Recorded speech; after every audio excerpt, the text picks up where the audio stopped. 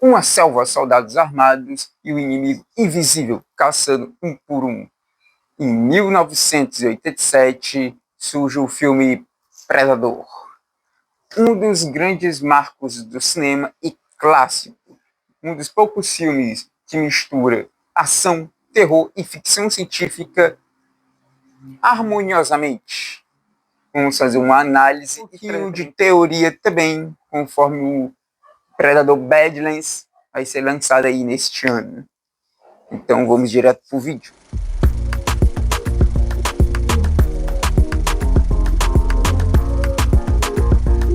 O Predador foi dirigido pelo diretor John McTiernan. Espero estar falando o nome dele aqui correto. Meu inglês não é tão bom assim, então pode ser que eu fale alguns nomes errados.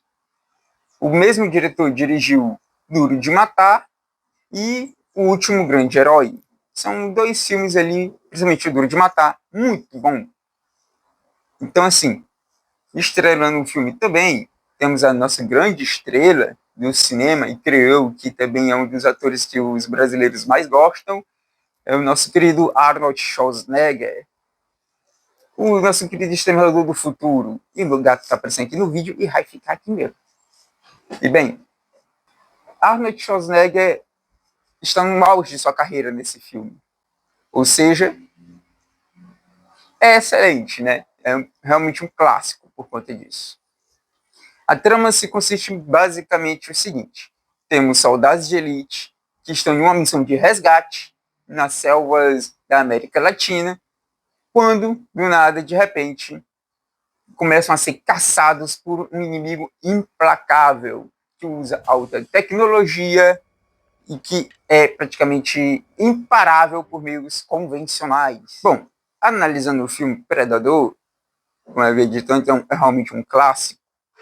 Só que, se você bem analisar ele, parece que ele vai ser um filme de ação convencional. Até porque no próprio pôster dos filmes, de promoção da época que foi lançado, o Predador em si não aparecia. Era em si o Arnold Schwarzenegger com uma arma lá Segunda Guerra, né?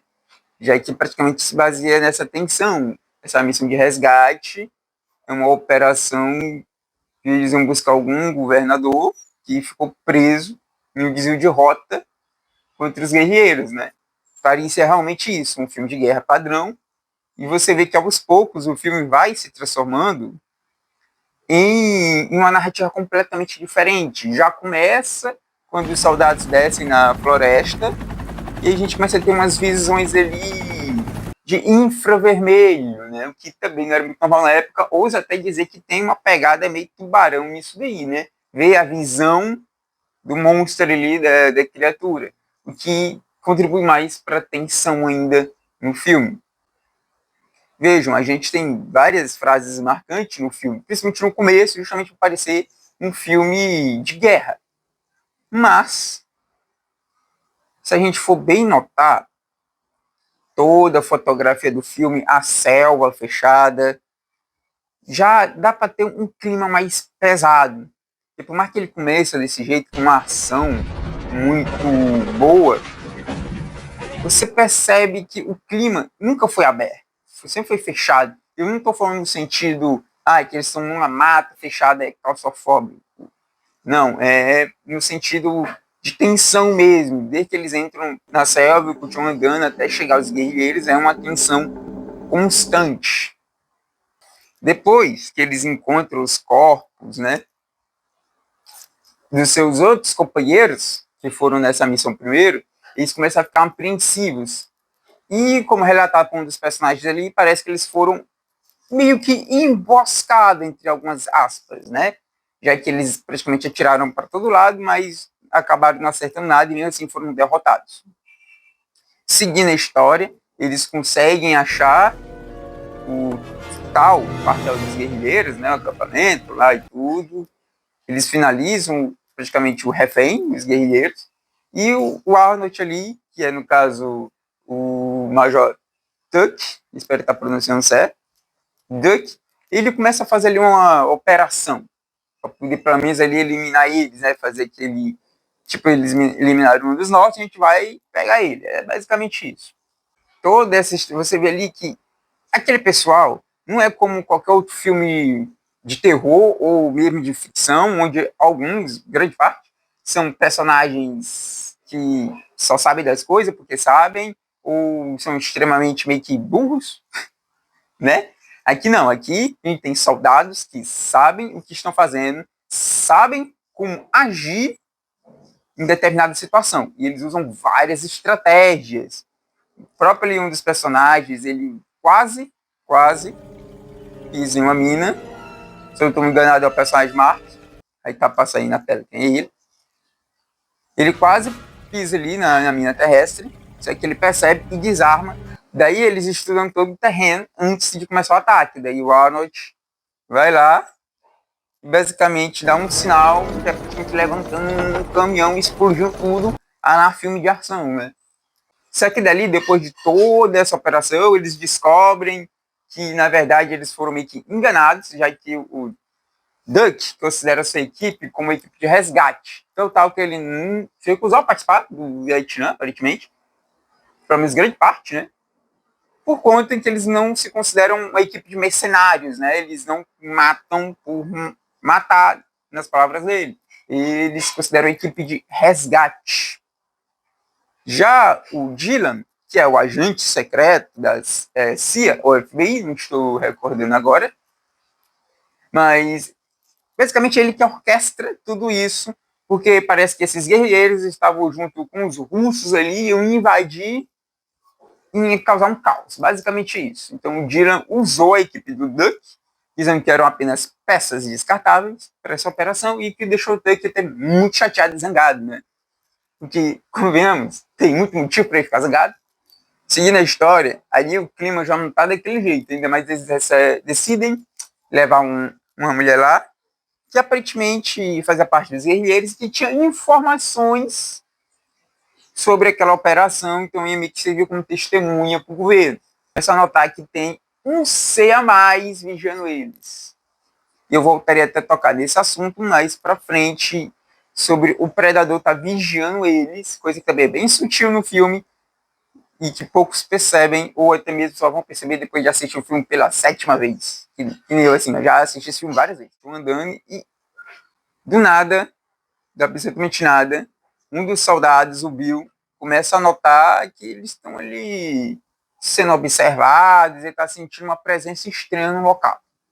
Bem, nessa situação, ele fica olhando ali para as árvores, o Doug pergunta se tem alguma coisa ali, o que é, ele responde ali que não. Daí a minha guerrilheira decide fugir, né, escapar ali dos soldados. Então um dos soldados vai atrás dela.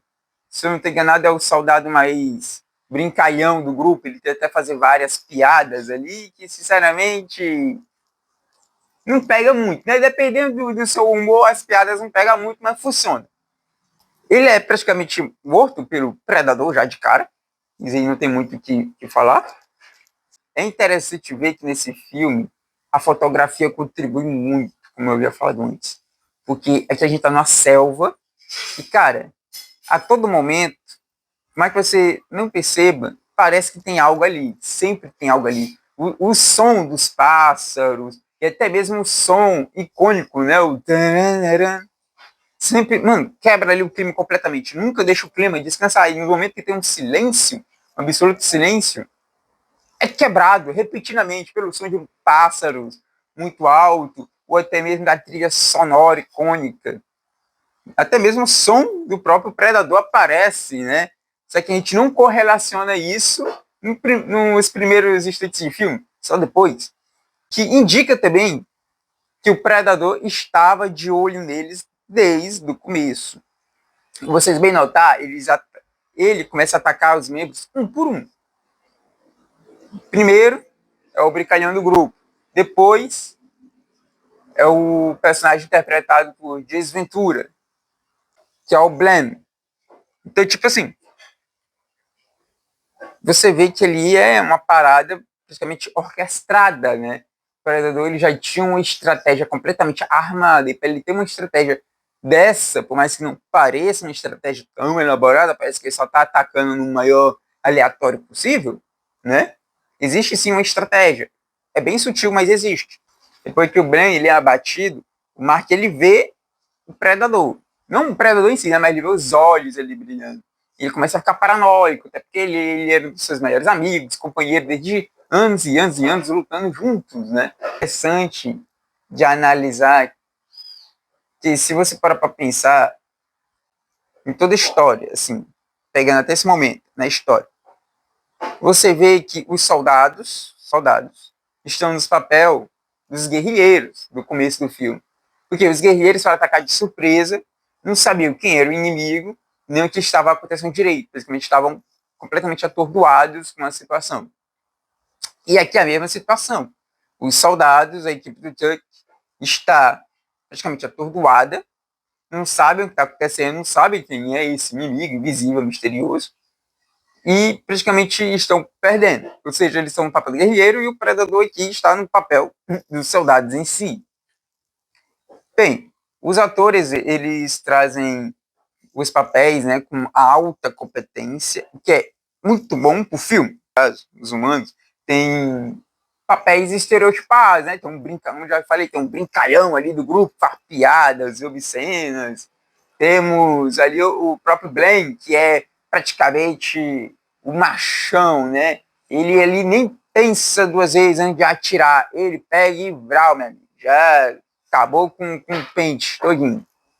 Então, assim, é icônico esses tipo de personagens, né? Em todos os filmes a gente tem eles. E, de fato, é simples, funciona, isso é importante, funciona. Não é porque o personagem ele é simples, estereotipado, que ele não vai funcionar. Ele sempre funciona conforme ali o diretor vai usando ele na história, né? É importante ressaltar isso. O Dylan, que é o descrente do grupo, né? Ele é cético. Para ele é impossível ter uma criatura que está caçando eles e é isso daí. Para ele é alguma pessoa que está fazendo aquilo ali. Porque, sinceramente, não, na moral mesmo, eu não consigo entender como é que esse maluco acha que é uma pessoa ou um grupo de pessoas fazendo aquilo ali. Porque é um absurdo, é impossível. Ele ainda acha que a garota lá, que eles pegaram como meio que refém, está omitindo informações, sendo que ela é a mais assustada. Então, tem um momento que deixam ela sozinha e ela não foge, ela fica ali praticamente estática, parada, porque ela sabe ali, através das lendas locais, o que está acontecendo. Então isso é bem. Pô, Dylan, acorda, meu irmão. É basicamente isso, né? Acorda, cara. Aqui tá com uma parada sobrenatural, praticamente. Todos os personagens já. Tanto o Doug, tanto o Bill e os outros já aceitaram que aquilo ali é uma parada completamente anormal. E eles não sabem o que está acontecendo. Como eu disse, eles são soldados experientes que já passaram por várias coisas. Ou seja, ele sabe identificar o que é uma pessoa, né? Tipo, o que é uma estratégia de uma pessoa ali, de um grupo militar armado, ele sabe o que é estratégia. E que dali é completamente fora do normal. Aí, a partir de agora, começa, meu amigo, uma caçada implacável. E não estou falando de uma caçada de soldados atrás da criatura para poder vingar, não. É a criatura mesmo coletando troféus. Sim, troféus. E esse caçador aqui, ele praticamente não mata sem motivo. Ele mata por esporte, porque é a caça mais digna, né? Aqui, mano, aqui o predador já começa a brilhar mais. Porque a gente começa a notar que ele não é só um ser ali que faz coisa por fazer, não. Ele tem um motivo, ele tem estratégia, como a gente já citado. Você começa a notar que ele tem preferências de quem caçar primeiro. É tão tal que vocês podem notar que na cena, à noite já, inclusive a televisão é muito bom, do dia para noite, você nota ali que o Mark, ele tá ali refletindo sobre o seu amigo, ele tá praticamente sozinho. Tinha montado já as armadilhas lá, guardando o perímetro. E mesmo assim, um javali ainda passa, né? Especula-se que foi o predador que jogou aquele javali ali, né? Enfim. Um javali passa pelas armadilhas e faz um fuzuado danado. É esse tempo de distração dos soldados que foram caçar o javali pensando que era tal criatura, foi a brecha perfeita para ele roubar o corpo do Blade. Sim, ele roubou o corpo do cara lá para poder coletar os troféus, o que, mano, é macabro. E se vocês bem notarem nessa cena, tem a risada do Bill, só que tem um problema.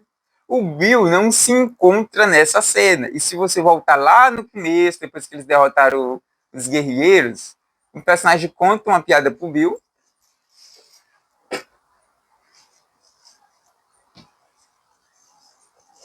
Essa daqui é minha gata, a fêmea. Alice, o nome dela. Isso daí. Bem, ele conta uma piada pro Bill, e o Bill ali, ele começa a dar uma gargalhada enorme, né? Pô, que não gosta de uma boa piada. Só que o predador, ele repica. E o Bill, naquele momento, ele anota, peraí, tem algo aqui com a gente. E, mano, aqui, o Bill tá rindo, só que ele não tá na cena. Então, a gente já sabe que não é o Bill. Claramente, o predador simulando a risada do Bill, com um deboche. Basicamente o cara tá debochando a cara dos soldados. E, mano, é um absurdo.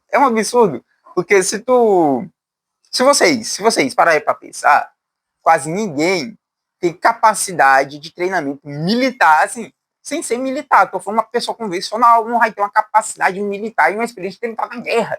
Os caras têm experiência de ter lutado na guerra, têm experiência militar de combate e armamento, são profissionais altamente qualificados, são tal que são ditos os melhores dos melhores, a equipe do Doug, e o Predador tá tirando sarro, chacota da cara dos malucos. Mano, é realmente impressionante. A partir de agora, as coisas vão ficar muito tensas. Porque quando passa a transição lá pro dia, o Predador, ele decide que vai meio que finalizar ali em geral. Ele vai dar uma brincada, né? Digamos assim. Então, o Mark, ele se separa do grupo, achando que finalmente pegou o Predador. Já que eles tinham feito uma armadilha para pegar a criatura e que, sabemos, falhou miseravelmente, porque a gente já conhece Predador. É uma criatura que tem alta tecnologia e não vai em um caçador praticamente perfeito. Ele não vai cair em qualquer pirraça de armadilha, né? Mesmo que caia, ele vai conseguir dar um jeito de sair dali. É basicamente isso. Então, como ele escapa, ele atrai o Mark e o Dylan resolve ficar para ajudar o Mark. Que, sinceramente, se eu fosse no lugar do Dylan, tinha metido o famoso vai se lascar e fugir dali o mais rápido possível, mesmo. Porque, convenhamos, caçar o predador dessa altura do campeonato, tentar lutar com ele, é praticamente impossível. Ali o Mark, ele se esconde e o Dylan vai atrás dele, né? Chama ele ali, só que você não tá. Você escuta bem aqui, né? A personagem falando. Só que ali não é o Mark falando, não. Ali é o predador atraindo o Dylan para uma cilada que ele só não caiu porque o Mark conseguiu chamar a atenção dele primeiro. Tipo assim. Então, o Dylan e o Mark fazem uma estratégia para tentar pegar o predador, isso aí, ele enxergar, né? Enxergar assim, eu tenho certeza que ali o predador ele só apareceu para montar uma armadilha para ambos. Então, tal que quando o Dylan vai para um lado e o Mark vai para o outro, ele vai primeiro no Mark. Por quê? Porque ele sabe que o Mark tinha relação mais forte de amizade com o Blade, que foi morto praticamente no dia anterior. Então, ele vai caçar ali por uma ordem, ele tem uma ordem de caça. Depois que ele finaliza o Mark, né, praticamente com um tiro de canhão de plasma na testa do cara, depois de ter finalizado o Mark, ele monta uma armadilha perfeita pro Dylan. E o Dylan, ele tenta revidar, acaba sendo ferido gravemente, né, perdendo ali o seu braço, consequência. Ele tenta reagir ao predador, só que não consegue. Claro que ele não ia conseguir. Depois daquela situação, eles escutaram um grito, né? O Tuck, o Bill e a garota escutaram os gritos de Dylan. O Bill resolve ficar. Ele pega ali o seu facão, tira a jaqueta, faz ali um corte, né? Num seu peito assim. Cara, sinceramente, eu queria que o filme tivesse mostrado uma breve luta dele e o Predador. Porque, assim, sinceramente, tá bom que ele ia perder de qualquer jeito. Mas a cena ia ser legal. Mas não aconteceu, né? Mas a gente sabe que ele foi derrotado porque praticamente em questão de 3 minutos a gente escuta o grito de agonia dele, basicamente. E como se o Predador fosse o Flash, completamente Flash, ele já aparece logo em seguida, já mata um dos companheiros feridos do Duck, quase mata o Duck e a garota, só que o Duck manda ela naquela clássica cena, vá para o helicóptero, em desespero para ela fugir dali. O Duck, ele tenta encarar o predador, ele tenta. Mas ele ali praticamente é completamente humilhado e derrotado pela criatura. E que a gente entra no arco final, e aqui finalmente eu posso chegar no melhor ponto do filme, que é o Predador. Meus amigos, é o marco perfeito do filme. É o design dessa criatura. Basicamente, ele é simples, é um ser de 2 metros e pouco, grande pra um caramba, que usa uma pseudo ali, armadura, tem um canhão de plasma no ombro, uma garra retrátil no braço e uma máscara completamente icônica que tem infravermelho. Então, assim, é realmente um visual bem icônico. Nele foi feito prático. Tudo. A roupa, até mesmo os tiros do canhão são um efeito prático. Quem foi chamado por sugestão do Sosnegger para fazer o Predador, né, o design do Predador, foi o Star Wilson, que é, mano, assim, esse maluco já participou, já fez ali, né, efeitos visuais de Alien, de Exterminador do Futuro e de Jurassic Park. Aqui a gente tem 3 obras de peso em relação a criaturas de efeitos práticos, né? De Alien e Jurassic Park, para mim, é cinema, né? O famoso pose, cinema. Então, assim,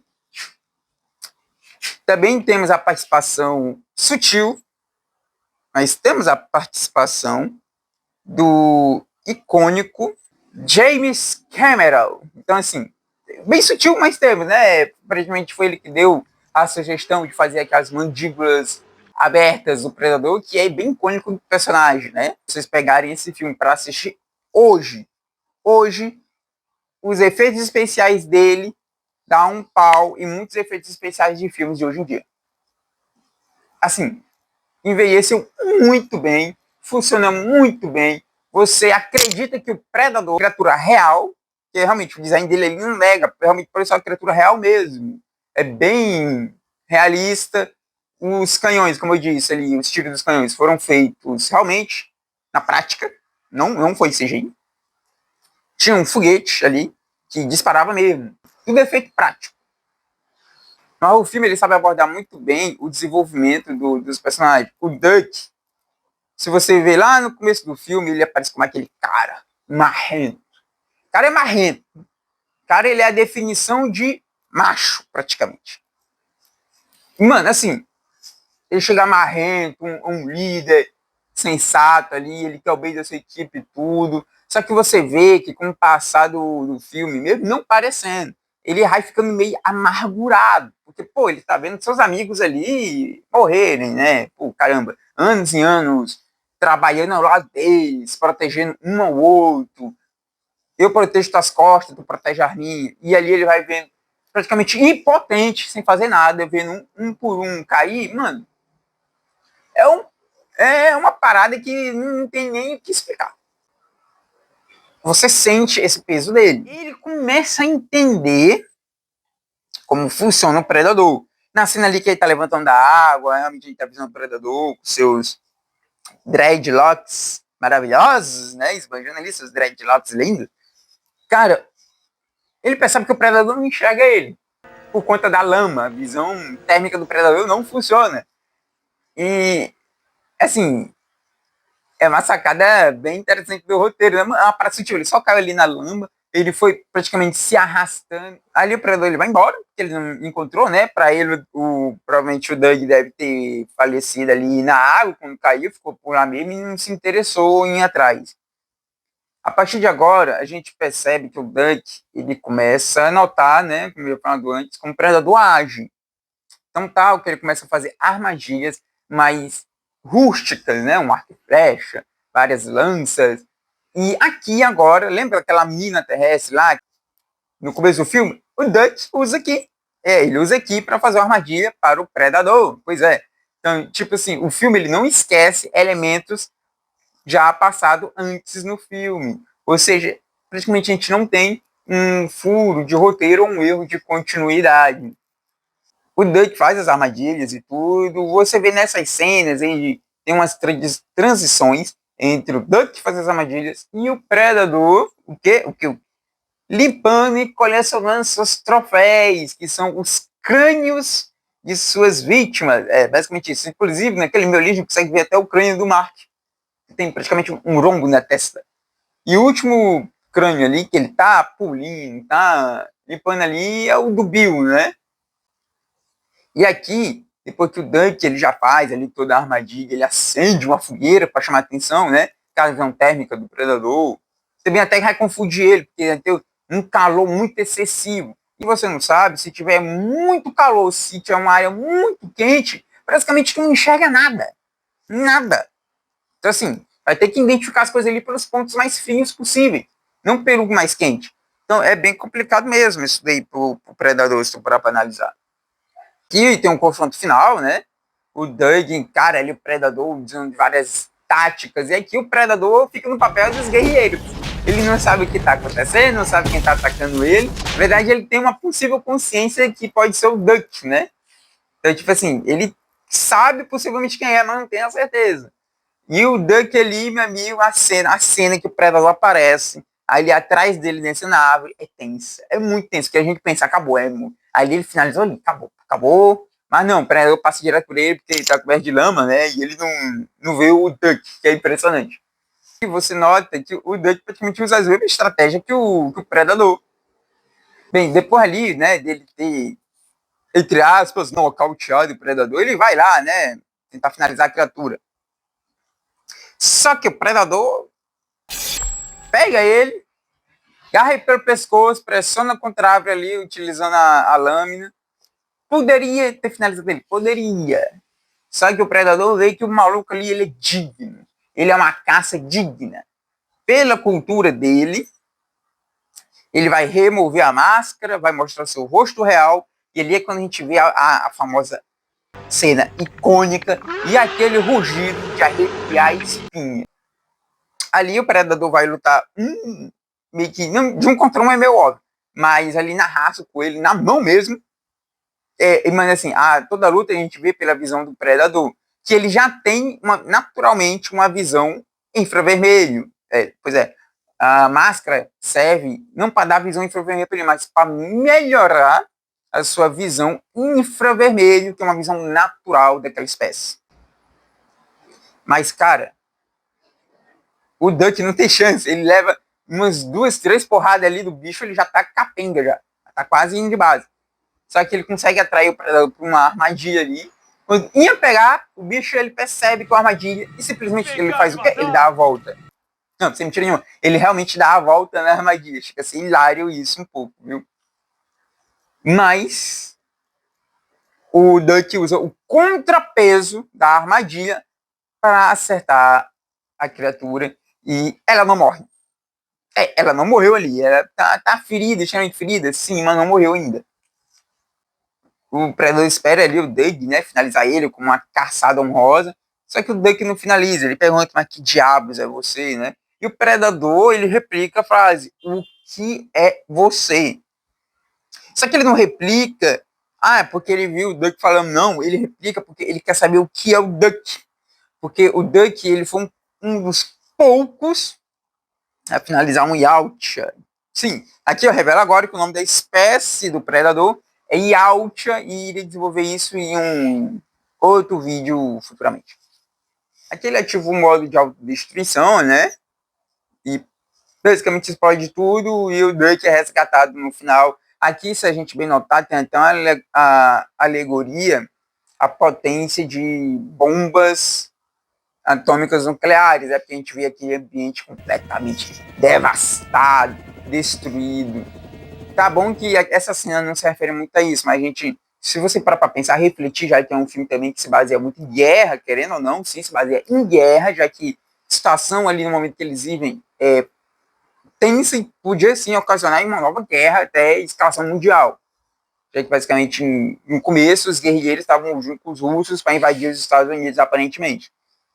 Então, assim, tu pensa naquela cena, aquela área da floresta completamente devastada por uma bomba nível nuclear ou atômica, mano, ele dá uma tensão, uma reflexão grande. Ali o Tuck, ele já tá no helicóptero, se você notar, isso faz uma relação direta com a cena, lá no começo do filme, onde ele aparece com o helicóptero, fumando seu charuto, a lá de machão, e aqui não, aqui ele já tá no helicóptero, já tá cansado, tá praticamente triste, um luto inexplicável, uma dor ali emocional inexplicável por ter perdido vários companheiros nessa jornada, né? E, pô, ali uma criatura que ele não entende criatura, ele derrotou o predador, mas não sabe que criatura é aquela, então dá para entender todo esse peso do personagem. Bem, agora aqui, na minha análise até o momento, cara, é um filme icônico, é um filme maravilhoso, na minha opinião é maravilhoso, funciona até hoje, e de toda a franquia Predador, na minha opinião, o primeiro é um dos melhores. É um dos melhores, que a gente tem aí um filme de animação, que é muito bom, Predador Assassino de Assassinos, recomendo muito vocês assistirem, é realmente excelente, são 3 histórias em um filme e, cara, assistam, vale muito a pena. E temos aí para ser lançado o Predador Bloodlines, que promete ser um dos melhores filmes, se não o melhor filme de Predador até hoje. Antes do Assassino de Assassinos, o primeiro filme era o melhor, sem discussão nenhuma, porque tinha toda aquela tensão, apresentação de personagem, por mais que o enredo seja simples, o diretor consegue fazer isso de forma magistral, simplesmente magistral. Um maluco consegue encaixar todas as cenas, todos os sons, todos os efeitos, imagens em lugares certos, consegue ali trazer realmente a essência do filme, né? A essência do que ele quer passar. E funciona muito bem. No começo eu quero passar a sensação de ação, que a Raíssa é um filme de ação, um filme sobre guerra, e ele consegue passar essa sensação de filme de guerra. E ali ele pega, agora eu vou aqui transitar entre guerra e tensão, suspense, e ele consegue. Ele simplesmente consegue. Para no arco final do filme, a gente vê que isso se convém em um terror absurdo. Porque se você notar no filme, o predador pode atacar a qualquer momento, em qualquer lugar, e você não vai ver de onde vai vir esse ataque. Eles estão numa selva, onde ele praticamente não conhece nada naquele terreno, e um inimigo que é altamente especializado em caça em selvas, e maluco sabe ali como se movimentar, total que ele usa as árvores o tempo todo. É muito absurdo, é muito absurdo. Minha nota pro filme, de 1 a 10, é 8. Bem, espero que vocês tenham gostado do vídeo. Deixa o like se vocês gostaram, ou não deixa o like, deixa o dislike se não gostaram, vai a fim de vocês, né? Se gostaram, deixa o like, se não gostaram, deixa o dislike. Se inscreve aí no canal e ativa o sininho para mais vídeos desse canal. E esse aqui, mano, nesse canal aqui eu vou fazer tanta análise, trazer curiosidades e tentar trazer uma boa narração para vocês. Falou, até mais, fui.